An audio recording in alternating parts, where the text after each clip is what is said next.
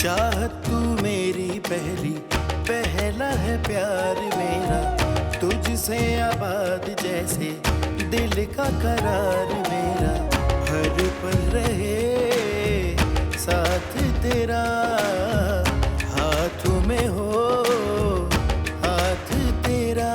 तू आशिकी मेरी कब से, मेरी इल्तिजा है यही रब से, तू ही मिले मुझे हर जगह, मेरे खुदा मेरे खुदा।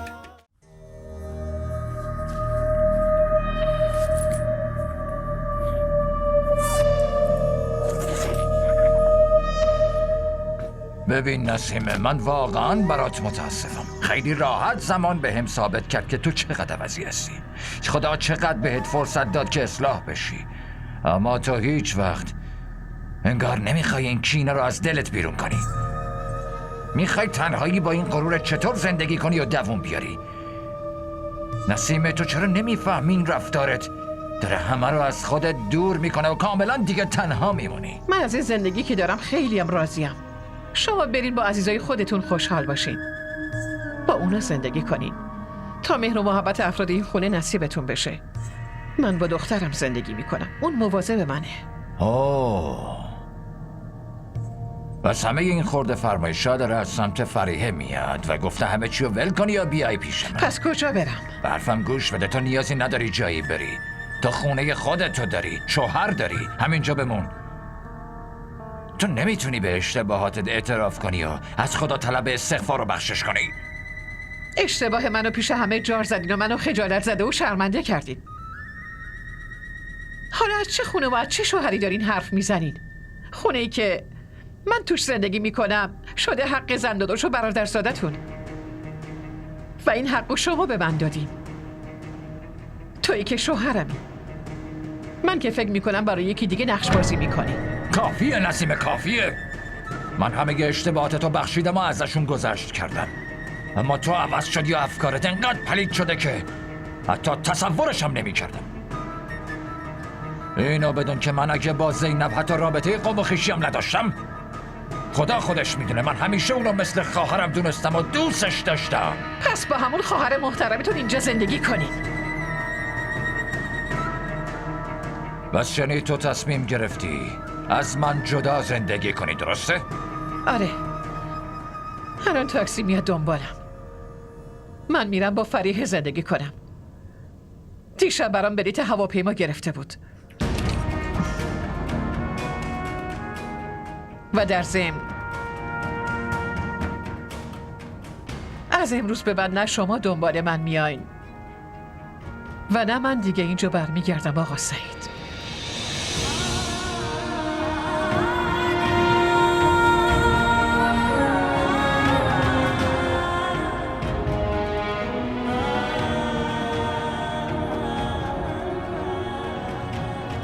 زنداداش،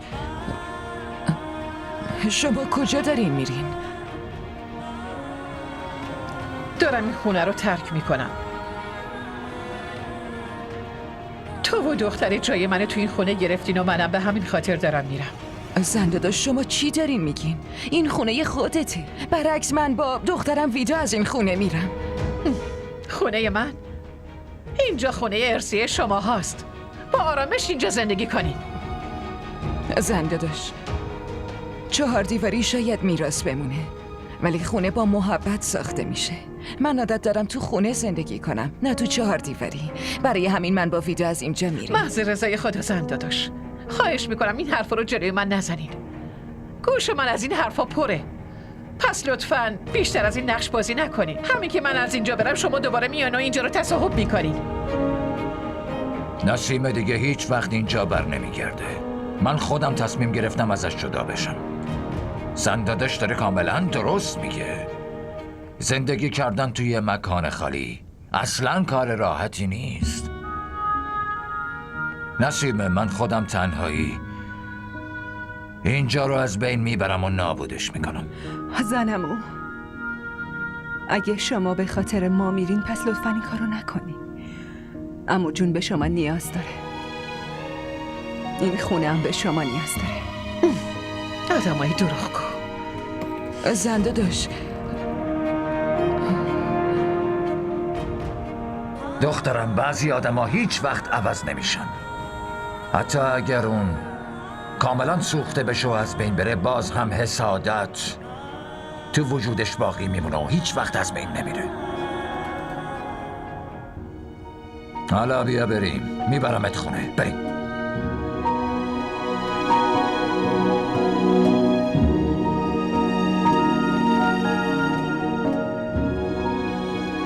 سمر، تو به من گفته بودی هیچ مشکلی برای ویزام پیش نمیاد. همین که اونجا بری ویزامو میفرستی.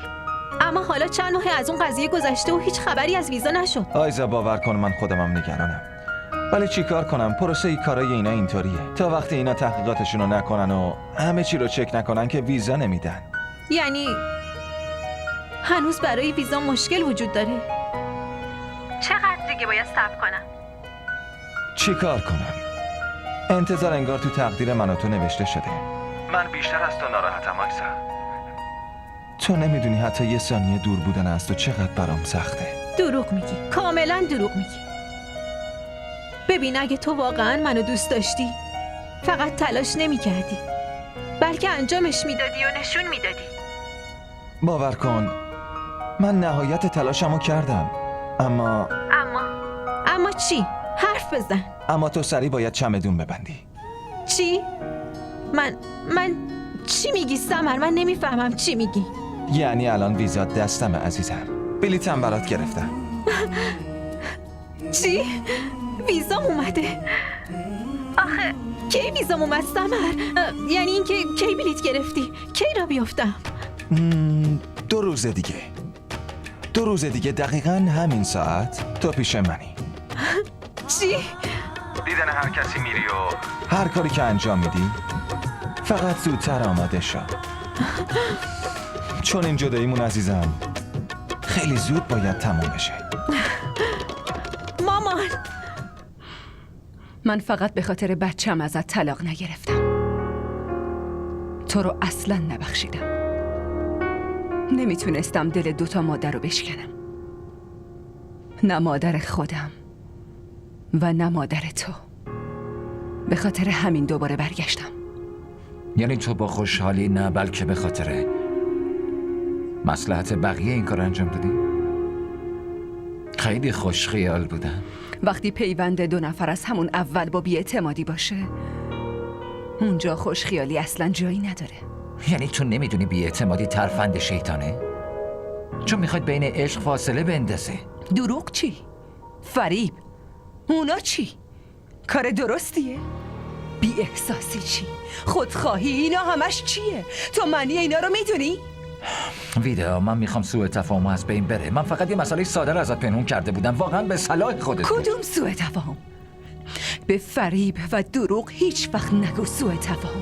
تو یعنی فکر میکنی عشق من نسبت به تو دروغه؟ خدا میدونه که من خدا رو این وسط نیار. خدا همه چی رو میدونه. تو چی میخوای؟ بگو چه تنبیهی برام در نظر گرفتی؟ یعنی میخوای توی یه خونه با هم دیگه مثل غریبه ها زندگی کنی؟ نه، من حتی با تو برای چند ثانیه هم نمیتونم توی اتاق بمونم، چه برسه به این که زندگی کنم. پس چی؟ همه چی معلومه. باید از اینجا بری. کجا؟ از این اتاق، از این خونه، از زندگی من. میخوای از زندگیت برم؟ ولی کجا؟ هر جایی. فقط از من دور شو و منو تنها بذار.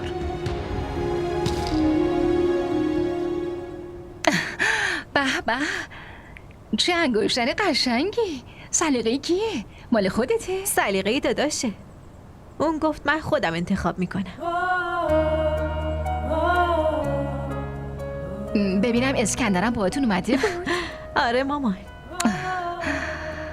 که اینطور. خدا رو شکر که همه چی داره خوب پیش میره. اینم بگم که بابات با بابای مینا حرف زده. اونام اعلام رضایت کردن. این که خیلی خوبه. پس باید همین فردا نامزدشون کنیم. وای خدا، آیزا تو با این طرز فکرت منو میترسونی. به نظرم باید از اینجا برم، وگرنه تو چند روز دیگه منو سر سفره عقد میشی. عقد؟ مامان مامان خیلی پیشنهاد خوبی داد. عزیزم تو خیلی عجله داری. داداش گوش بده. ای بابا، یادم رفت به زنداد و شهناز و زینب خبر بدم. عیاز خیلی تاکید کرده بود که بدون حضور آبجی زینب حق نداریم برنامه برگزار کنیم. فردا حتما باشون تماس میگیرم.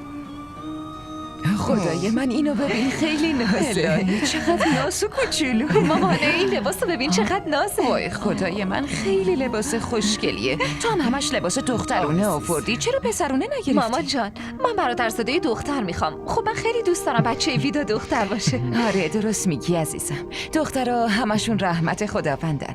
من همینطور نباشین، من کلی لباس پسرونه با خودم آوردم براش. عزیزم ممنونم. زنده داشت این لباس رو ببینین چقدر خوشگله. عزیزم نفیسه زنگ میزنه. الو سلام علیکم. خوش خبری زنده داشت، زود حاضر شین، قرار شب اسکندر رو نامزد کنیم. ماشالله ماشالله. نفیسه جان خیلی خیلی بهت تبریک میگم. ولی چطوری اینقدر یهویی، اونم برای اسکندر؟ خیر باشه. آیزا فردا میره، برای همین میخواد تو نامزدی داداشش سنگ تموم بذاره. آره کاملا حق داره، باید همین باشه. زنداد و شهناز، آبجو زینب نزدیکتونه؟ آره همینجا کنارمه، گوشی رو میدم بهش. نفیسه باهاتون کار داره، قراره همین امشب اسکندر رو نامزد کنن. زنگ زده که هممون رو دعوت کنی. الو سلام علیکم زنده داشت. علیک سلام. خیلی خیلی مبارک باشه، انشالله که ما هم حتما میاییم. آره منتظر همتون هستم، زودتر کارتون انجام. آره حتما میاییم. سلامت باشین، به خوشی باشین، هممون دعوتیم.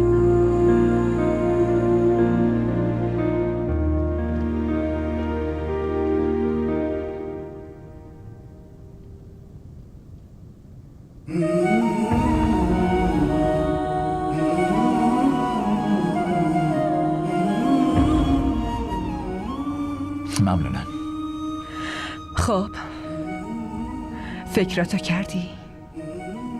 در چه مورد؟ من ازت یه خواهشی کرده بودم. خواهش کرده بودی؟ یا برای من حکم صادر کردی؟ هر جور خودت فکر میکنی. فکرامو کردم. من میخوام برم آمریکا، همونجا زندگی میکنم. اما قبل از رفتنم من میتونم صورت بچه‌مو ببینم یا نمیتونم؟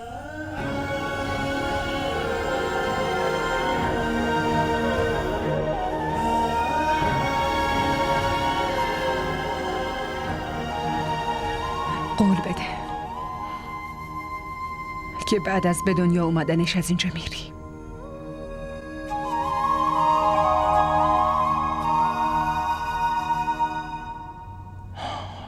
باشه قول میدم.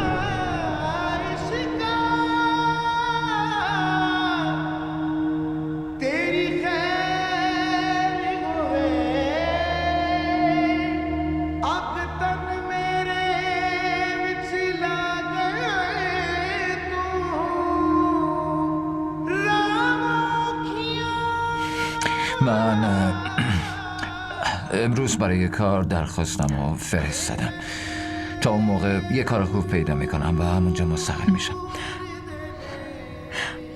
منم برات دعا میکنم. خیلی خوب، من میرم. گوشیت فراموش کردی برش داری.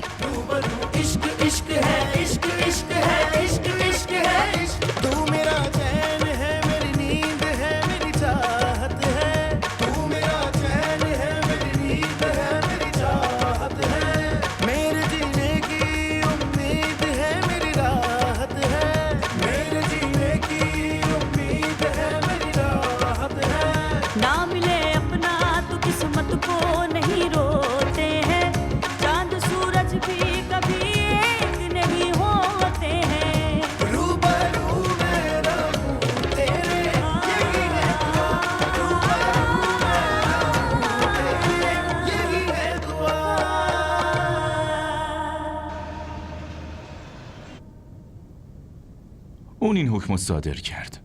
تو هم قبولش کردی؟ آره، پس چی کار میکردم؟ دانیال، اون عشق پرشورت کجا رفته؟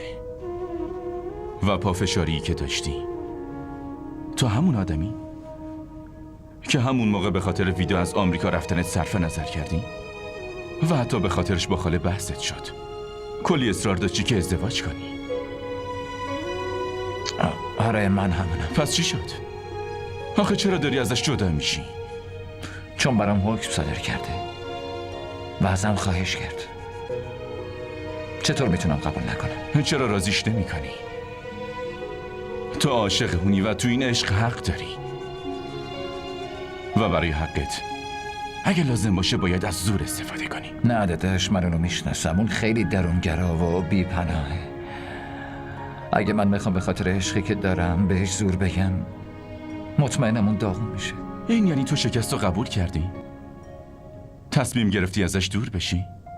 فقط دور میشم، جدا که نمیشم. دانیال، این چه مزخرفیه داری میگی؟ بین دوری و جدایی فرقی وجود داره؟ بین دوتا آدم وقتی فاصله است میگن دوری، اما اگه اون دو نفر رابطه‌شون رو برای همیشه قطع کنن بهش میگن جدایی. من ازش میتونم دور بمونم ولی نمیتونم ازش جدا بشم.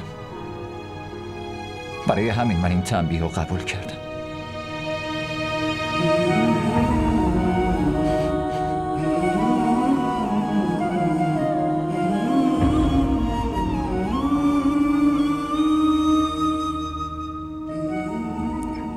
این رافعه ماشاءالله واقعا دستپختش خوب شده. اگه شما دوست دارین بهش بگم فردا براتون برای نهار عدس پلو بپزه. ویدا دخترم، چی شده؟ حالت خوبه مادر؟ راستش خاله، یه خورده ناخوش احوالم. باز به من گفتی خاله؟ ویدا دخترم خیلی بده، مادر جون بکن. معذرت میخوام مادر جون. این جوونا رو همش باید بهشون یادآوری کنی. آروم آروم عادت میکنه زن داداش. آره خواهر، کاملا جوونه دیگه. سلام علیکم. و علیک داشتین سلام. غیبت منو میکردی؟ حرف خاصی نمیزدیم. بشین پسرم. پسرم واقعا دیگه لازم نیست تا دیر وقت بیمارستان بمونی. تو نمیدونی که این روزا ویدا چقدر به توجهت نیاز داره؟ مامان باور کن من میخوام به عروست بیشتر توجه کنم ولی ناز خانم تمامی نداره. من یه خورده ناخوش احوالم. میرم استراحت کنم. حتما دخترم. برو عزیزم استراحت کن. ببین پسرم، تو باید ببریش بیرون تا قدم بزنه. تو خودت دکتری و بهتر از من میدونی که این روزا باید بیشتر پیاده روی کنه، میفهمی؟ حتی میگم که اینو یه جای تفریحاتی ببر. وقتی هوای تازه بهش بخوره حالش یه خورده بهتر میشه. چشم مامان، میبرمش. شماها به ادامه حرفاتون برسین، من بعدم باشه عزیزم. راستی من برم به ویدا بگم برای سفرش با خودش حتما شال و لباس گرم ببره. شب و هوا یکم سرد میشه. آره درست میگی زینب جان. خواهر حتی یکم هم با ویدا حرف بزن. اون باید به شوهرش نزدیک باشه و حرف بزنه. اون این روزا روحیه حساس و لطیفی داره. اگه بیشتر کنار هم باشن برای روحیش خوبه. چشم، من باهاش حرف میزنم. ممنونم. من برمیگردم.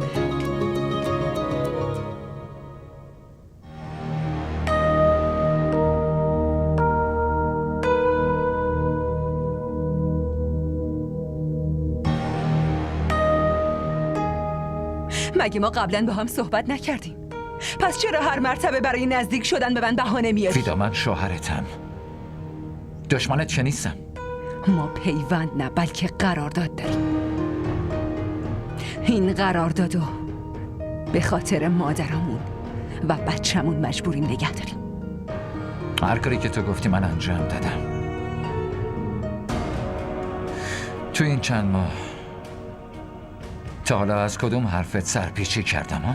اما تو هنوزم اینجایی. توی اتاقم و همش دور و برمی. تو نمیدونی من چطوری دارم تحملت میکنم. همه چی برای رفتن من مهیا شده. فقط چند روز دیگه مونده، همین. وقتی بچه به دنیا بیاد من دیگه میرم.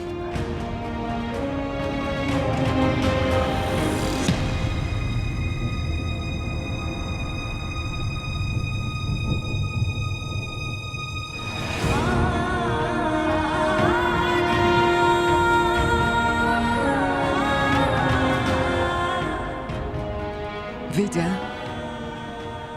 من فکرشم نمی کردم که تو اینقدر سنگدل و بی احساس شده باشی. چرا مامان؟ مگه چی کار کردم؟ لازم نیست دیگه نقش بازی کنی. من همه چی رو فهمیدم که تو چقدر شوهرتو اذیت میکنی یا اونو از زندگی کردن داری ناامید میکنی.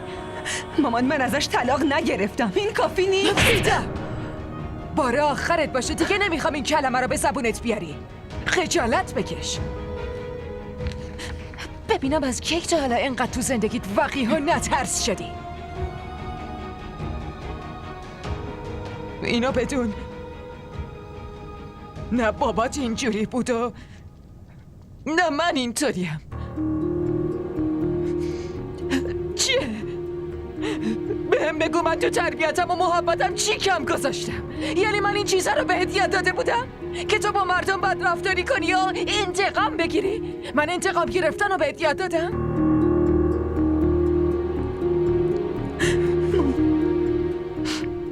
مامان من نمیتونم مرگ صائمو فراموش کنم. تو نمیتونی اونو فراموش کنی؟ بهم بگو چطور نمیتونی کسی که از این دنیا رفته رو فراموش کنی؟ دخترم اینو بفهم که خداوند از قبل زمان مرگش رو تعیین کرده بود. به خاطر عشقی که قبلا به اون داشتی داری شوهرتو اذیت میکنی. دخترم تو داری مسیر اشتباه میری. داری چی کار میکنی؟ به خدا میخوای چی جواب بدی؟ مامان من با خودم خیلی فکر کردم. دستمو ول کن. با این کارات ثابت کردی چه آدمی هستی. میگی من چی کار کنم؟ مامان قلبم سمت اون نمیره. باشه پس اگه نمیخوای باش زندگی کنی اونو رهاش کن. فردا با هم از خونه میریم.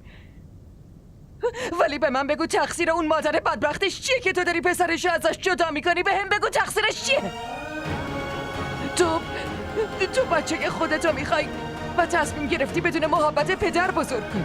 اما به هم بگو تقصیر اون مادر چیه؟ چطور میتونی در حق اون مادر این رفتار رو داشته باشی؟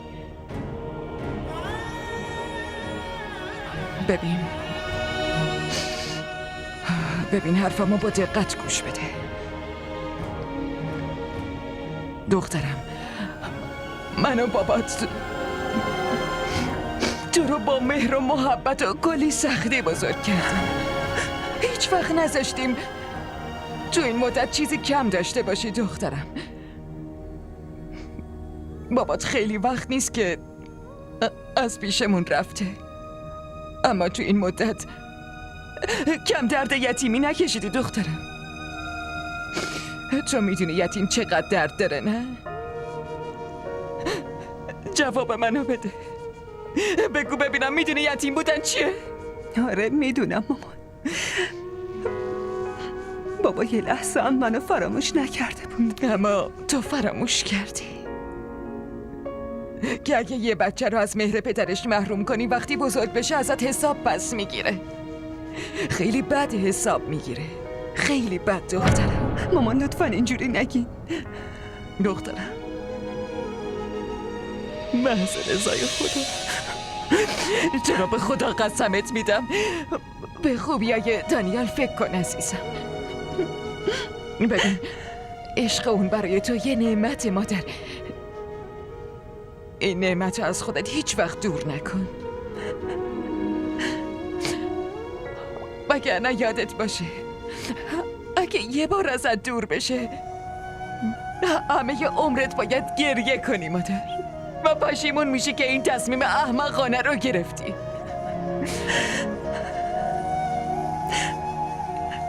چرا باید براش گریه کنم؟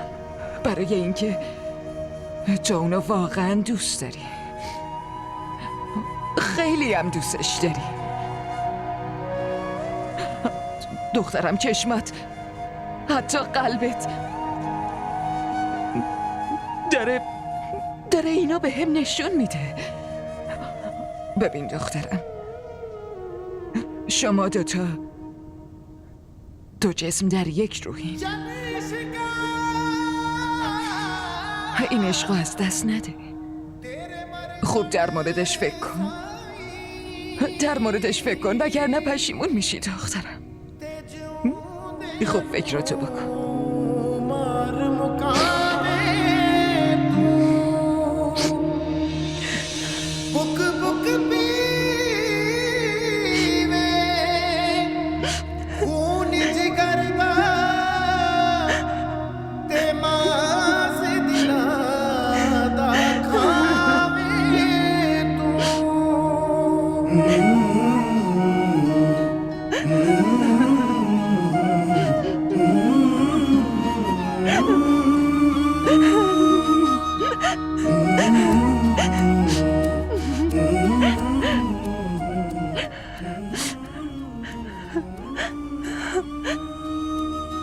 ببین، من واسه این که منو به عنوان شوهرت قبول کنی بهت هر چقدر زمان بخوای میدم. اصلا نگرانش نباشه. ولی لطفاً تا اون موقع منو دوست خودت بدون.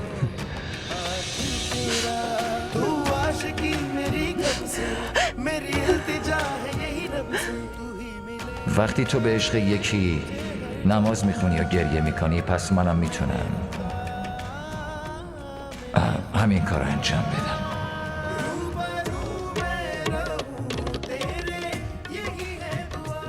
تو چشمم نگاه،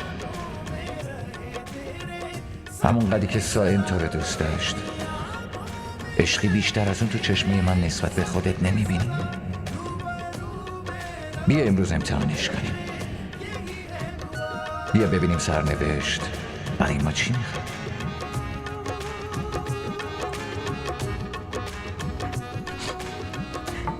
کجا بودی؟ هرچی زنگ زدم جواب ندادی. کجا بودی ها؟ خب چی؟ میدونی که اگه نمی اومدی چی میشد؟ چی میشد؟ من میمردم. این چه حرفی میزنی؟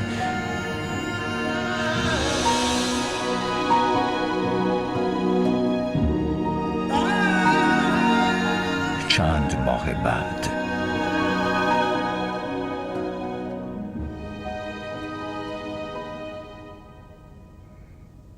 دانیال، این کارت اصلا درست نیست.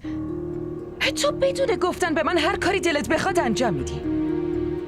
پسرم، دخترت فقط 1 ماه به دنیا اومده. حالا تو داری میری آمریکا؟ من برای دخترم دارم میرم. میخوام آینده خوبی داشته باشه. یه پیشنهاد کاری داشتم، نتونستم ردش کنم. داداش، یعنی اینجا از کارتون راضی نیستین که برای چند دلار بیشتر میخواین برین خارج؟ ببین پسرم، اصلا لازم نیست به خاطر یه پیشنهاد با فشار از سمت کسی بخوای بری. اینجا بیشتر بهت نیازه. همه ما بهت نیاز داریم پسرم. بقیهش دیگه صلاح خودته. باشه دانیال، اگه واقعا تصمیم داری که بری، بس برو.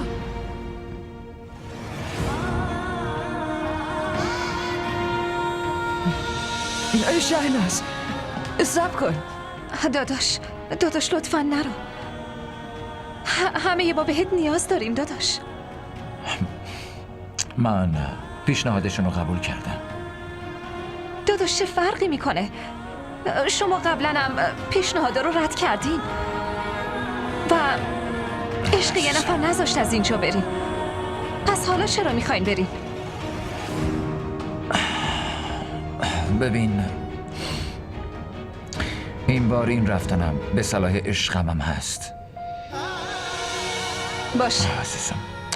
اگه شما دوتا راضی هستین من دیگه کاری نمیتونم بکنم.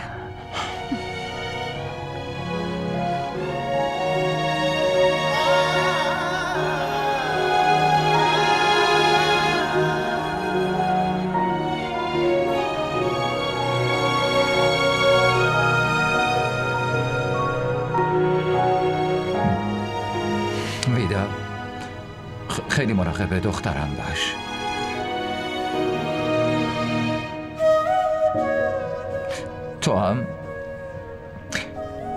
تو هم خیلی مراقب مامانت باش. باشه، جز تو کسی رو نداره.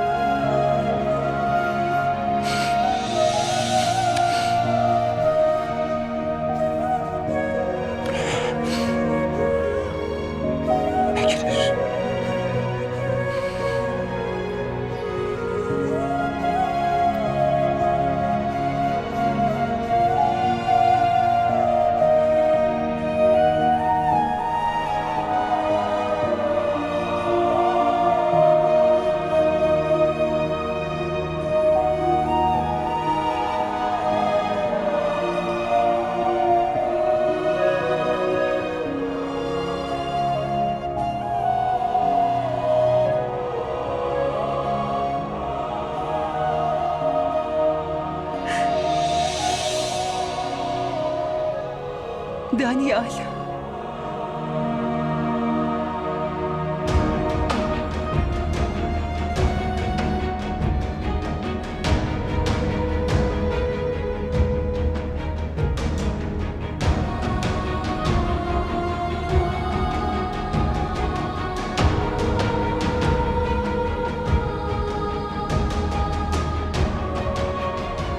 من مراقب دخترم هستم.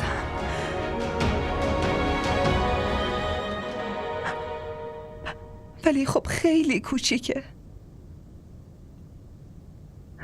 اگه تو بخوای بری کی مراقب من باشه؟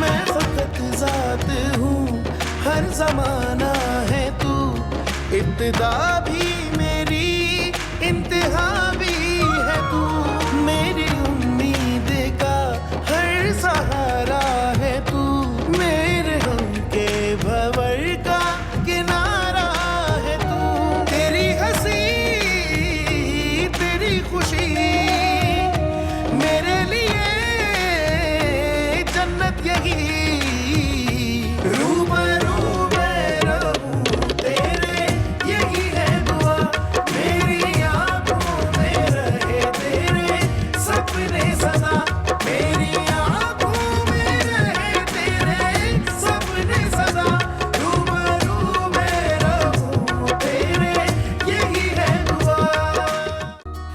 चाहत तू मेरी पहला है प्यार मेरा, तुझसे आबाद जैसे दिल का करार मेरा, हर पल रहे साथ तेरा, हाथों में हो हाथ तेरा, तू आशिकी मेरी कब से, मेरी इल्तिजा है यही रब से, तू ही मिले मुझे हर जगह।